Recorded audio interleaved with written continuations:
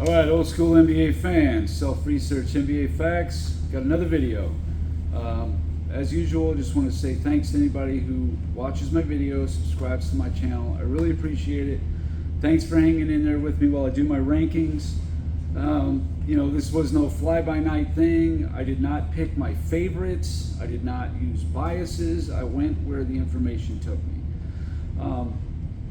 I know people were talking about Kareem and Bird, and I get that. I discovered some things about Larry Bird that I didn't know. I knew that he lost 7 times at the home court, which is really high. The losing 3 times,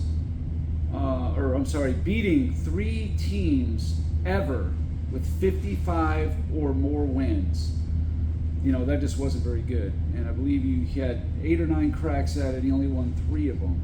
He had Kevin McHale and Robert Parrish for his entire career, essentially.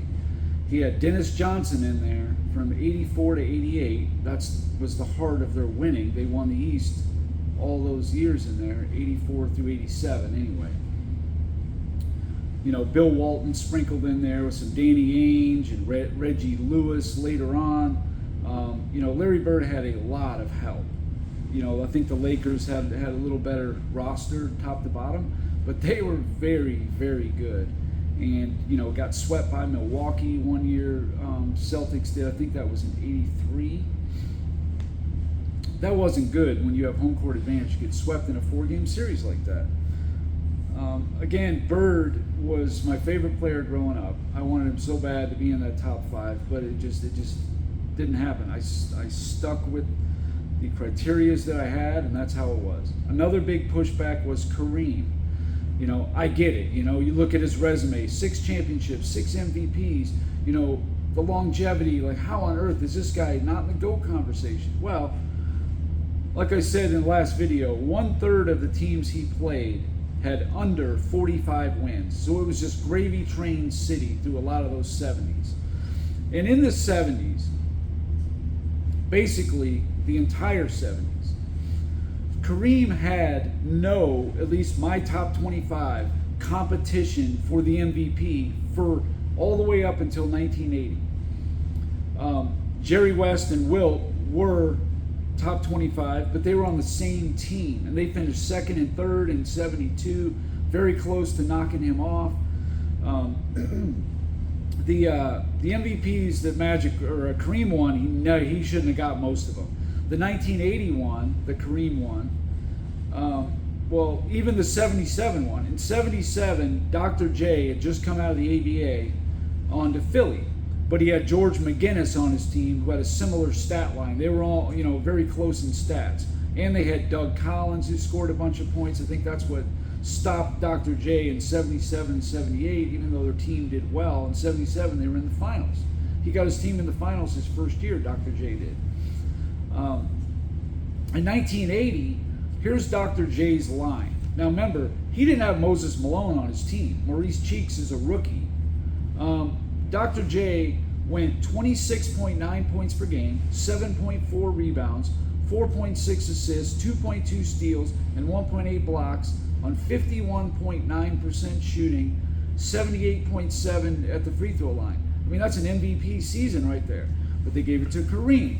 He had a 24.8 point per game less. He had 10.8 rebounds, 3.4 blocks. He shot 60.4% from the field, which was the best of his career. I guess the magic effect there. He had 3 teammates on his team get between 17.6 and 20 points per game. Jamal Wilkes, Magic Johnson, and Norm Nixon. So if you're giving it to Kareem in 70 and 80 because, with all these other teammates, then you should have given it to Dr. J in 77, because he was the best on the Sixers. So that one just didn't make a lot of sense to me at all. And another thing about Kareem, hold on. So Kareem in 78 and 79 had Norm Nixon, had Jamal Wilkes, had Adrian Dantley. In 78, he comes over. He averages he's averaging 26.5 points a game on Indiana. Comes to the Lakers, he drops down to 18.4. Now I'd call that not making your teammates better, not allowing them to thrive. And 78 and the whole season of 79 combined. Then, after the trade, he goes to Utah. Then he goes up to 28 points a game, 10 more points a game. And the next year in 1981, he goes to 30 points, wins a scoring title. So Kareem had these players. Jamal Wilkes was the second best player for Golden State when they won the championship. I believe that was in 1975, with Rick Barry as the best player. Jamal Wilkes was the second best player. They didn't have a whole lot else. I mean, Jeff Mullins was a decent, serviceable player, but easily had a championship caliber roster right there in 78 and 79, and they didn't do anything with it. Bounced in the first round in 78, bounced in the semifinals in 79. All right, so anyway, Kareem, I don't want to use the term smoke and mirrors, but a lot of the stuff he got credit for, it was because the NBA was much weakened. There wasn't a lot of competition either to win or to win awards, not much at all. And then of course in the 80s, he gravy trained a lot of it, especially in the later 80s, racking up those championships. All right. Anyway, enough of that stuff. That's where it went. That's what happened, blah, blah, blah. My number 4 player on my list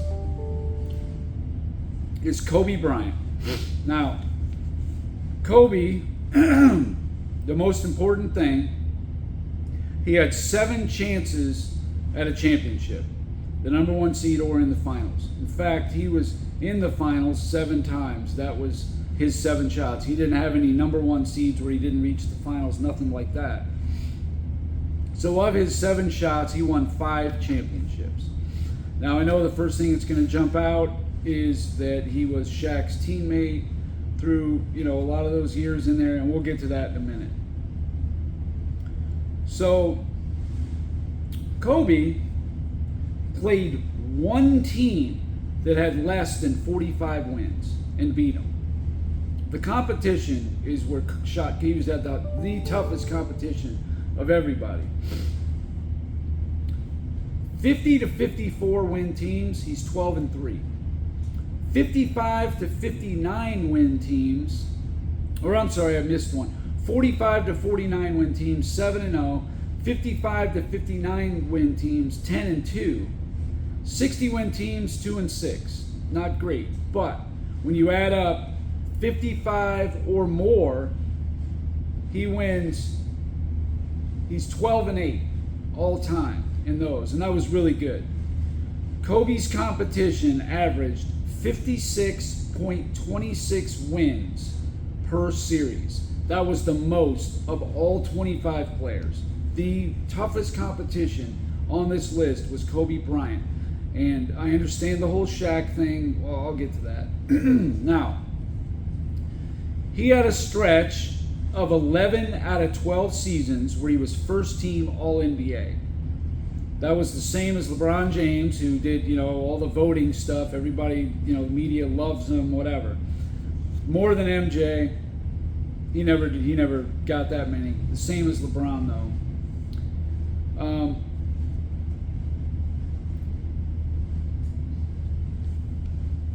9 times first team all defense. That's the most ever. Now, if you include the ABA, Bobby Jones on the 76ers actually has 10 first team all defenses, but, they didn't do that. But anyway, he also has an additional 3 second team all defense. Possibly some of those was by reputation later on in his career, but he built that reputation by being a tenacious perimeter defender, a great one. And to be clear, I am not a Kobe guy. I'm not like, Kobe, man, that's my guy. He's underrated. No. I always had Kobe in the 7, 8, 9 range all time. I didn't have him up that high until I started looking into it. And then I was like, wow, a lot of it's undeniable.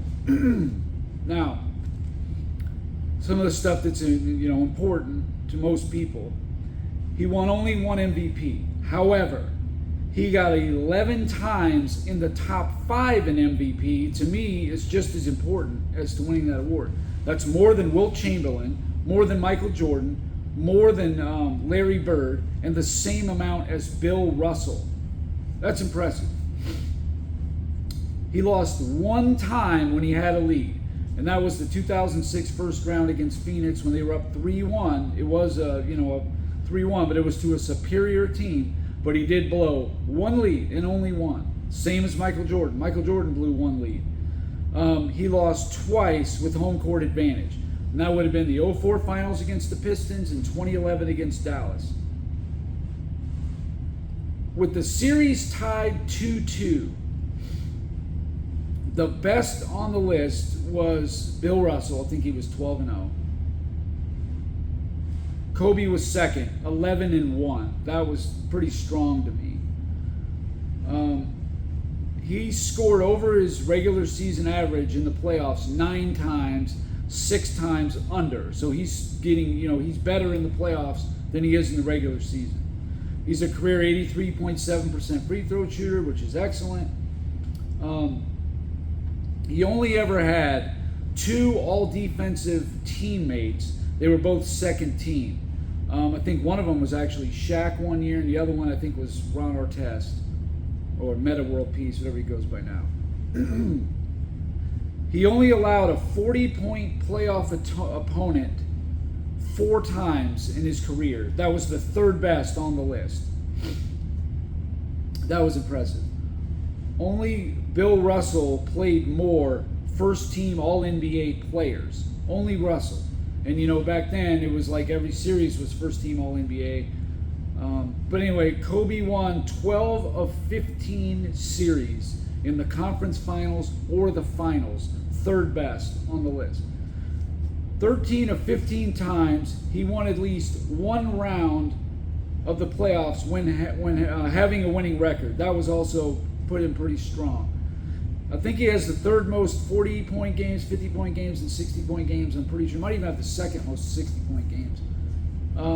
He's one of 3 players to win a scoring title, first-team all-defense in the same season. And he's one of 2 people who did it multiple times, him and Michael Jordan. Of course, Michael Jordan did it like 9 times, but Kobe is one of those 2 players, though. He's tied for 4th with the most playoff wins, 135. 6-1 in winner-take-all games, second only to Russell. Only player to win back-to-back championships without a top 75 player. Of course, Olajuwon did half of that. Kobe Bryant has 1/3 of the three-peats and 1/4 of the repeats since 1970. Impressive. His 5-year peak was very good.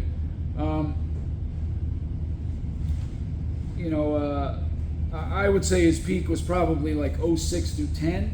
He got 2 championships. He had the 35.4 points per game, which in that slowdown era was very impressive.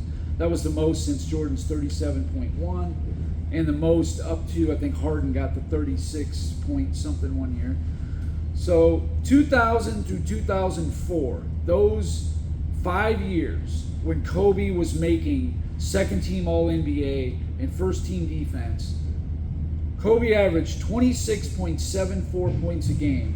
Shaq averaged 27.62.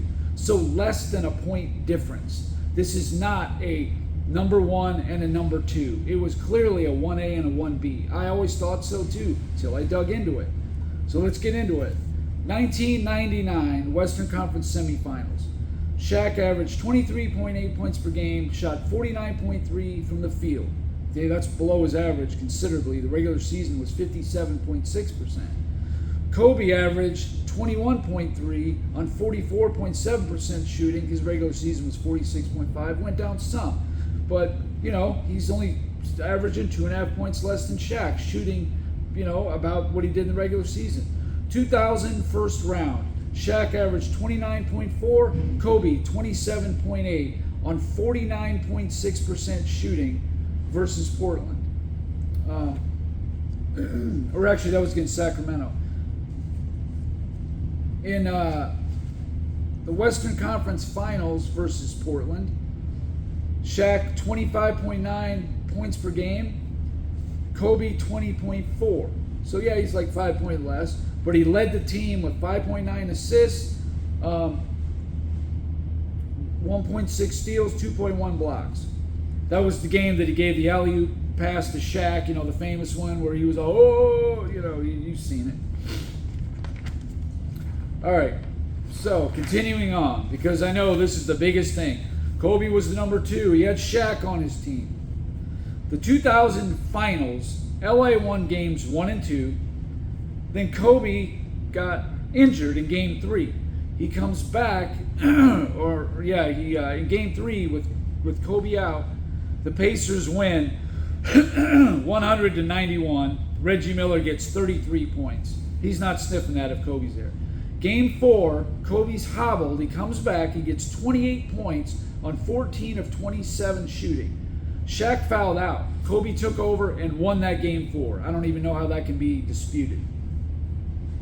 Shaq got the finals MVP. Fine. He had a better overall series. Kobe was injured, though, and missed almost 2 whole games. In 2001 first round versus Portland, Shaq, 27 points on 48% shooting. Anytime he's under 50, it's not a great series. Kobe, 25 points a game, only 2 less, on 48.1% field goal, and had 7.7 assists. So he shot almost as good as Shaq did in that series, getting only 2 points less a game. He's right there with Shaq.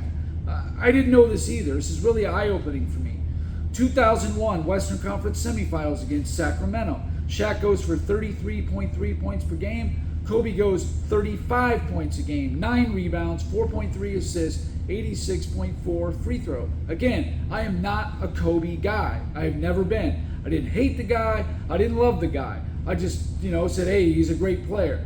But I never dove into it this deep to see what Kobe did, man, and he changed my mind.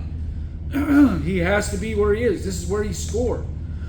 Now, the 2001 Western Conference Finals against San Antonio.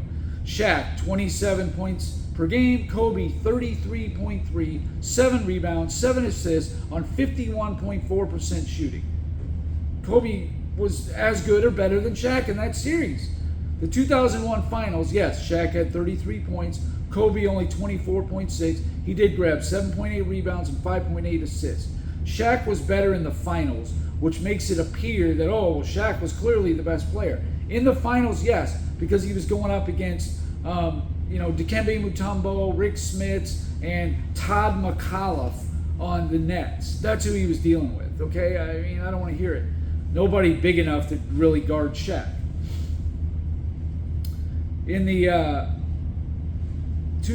2002 first round against Portland, Shaq 25.7, Kobe 26. He led the team in scoring, second in rebounds. He was the leader in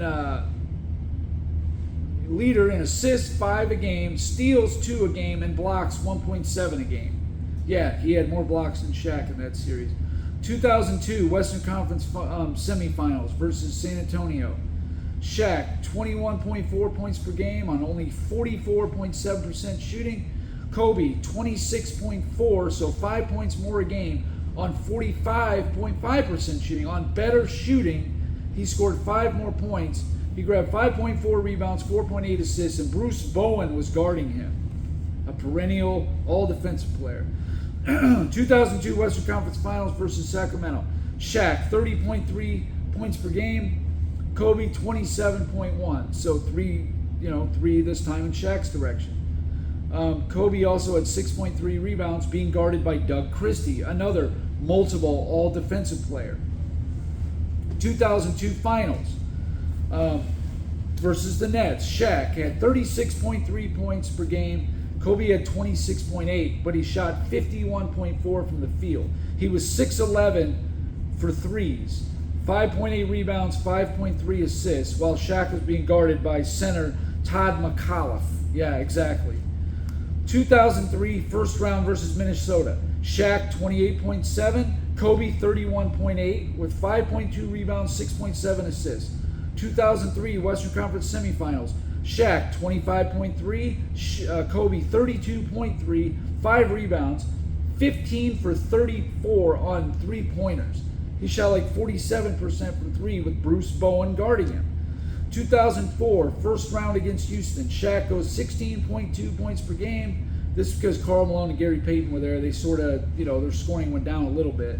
Kobe goes for 24.4, 5.6 rebounds, 6.2 assists, 2.8 steals, 40 for 44 from the line, 90.9% in that series. And he had the toughest assignment, Steve Francis. Yao Ming too, I guess, but he had Karl Malone to help him. 2004 Western Conference semifinals versus San Antonio. That's the one San Antonio was up 2-0. Shaq, 22.5 points per game. Kobe, 26.3, 6.3 rebounds, 5.8 assists with Bruce Bowen guarding him. 2004 Western Conference Finals versus Minnesota. Shaq, 20.7 points per game, 15.7 rebounds. That's really good. Kobe, 24.3, 4 rebounds, 5.5 assists, 1.5 steals, being guarded by Latrell Sprewell, another guy grabbing multiple all defenses. So he had about 4.5 or 3.5 more points than Shaq did. The 2004 Finals versus Detroit, Kobe's worst series, I think, bar none. Shaq goes for 26.6 points per game on 63% shooting. Great. His rebounding was down, though, only 10.8. Kobe got 22.6 on 38.1, from the field. 4.4 assists, 1.8 steals. He just didn't have, he had Tayshaun Prince, Billups, different people guarding him. He didn't shoot well at all, believe me, in that series. 2006 is when he blew the 3-1 lead. Shaq's gone. Now, let's talk about some other things. Besides the fact in 09 and 10 that, the Lakers beat the team that beat LeBron each time, whatever, that, it's a small factor. But in the 2008 season, when Kobe Bryant's other starters were Lamar Odom, Derek Fisher, Luke Walton, and Andrew Bynum, they were 24-11. That's a good record. Nobody on this team was ever an all-star up to that point. Okay. So there was a 20-game in between when Andrew Bynum got hurt. No Gasol or Bynum. They went 11-9, which is about what you can expect. We don't even have a senior center now. Pau Gasol comes in there. They go 22-5 with Pau Gasol. That's a strong record right there.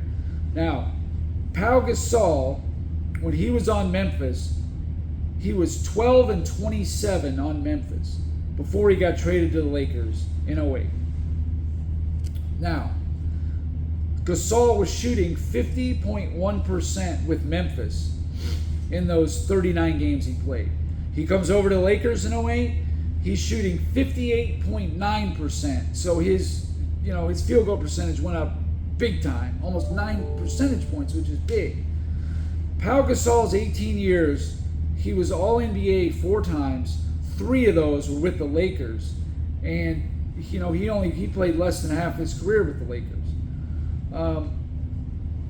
Now, Pau Gasol's career on Memphis, the 7.5 years before coming on with the Lakers, the Memphis made the playoffs 3 times.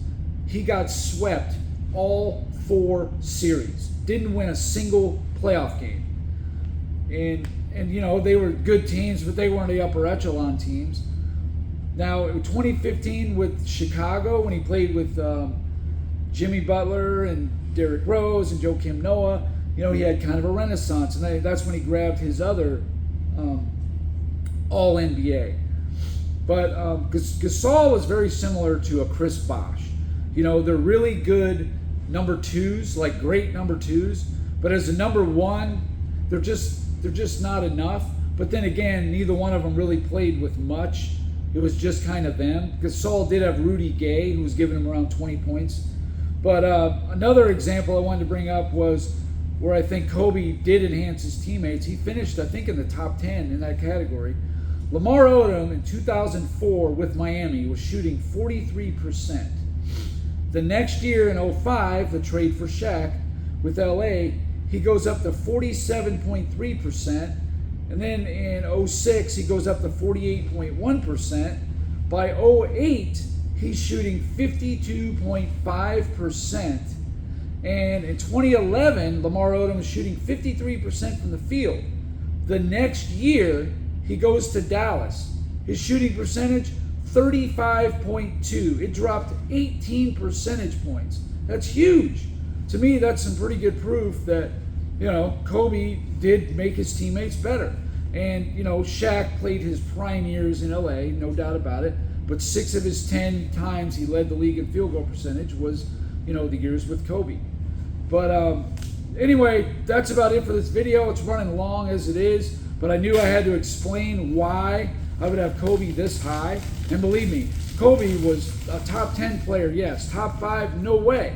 But now that I've seen all the evidence, I have no choice to put him there. He's scored better than Kareem by a little bit. It was fairly close, but I took a lot of things into consideration with Kareem. I didn't just automatically, just give it to Kareem because of the competition was so weak to win accolades, to win championships. He gravy trained a lot of that stuff. He really did when he had Oscar, and especially with Magic Johnson, who instantly made him a champion and MVP again. But anyway, that's it, and hopefully I'll have number 3 later today. Thanks for watching.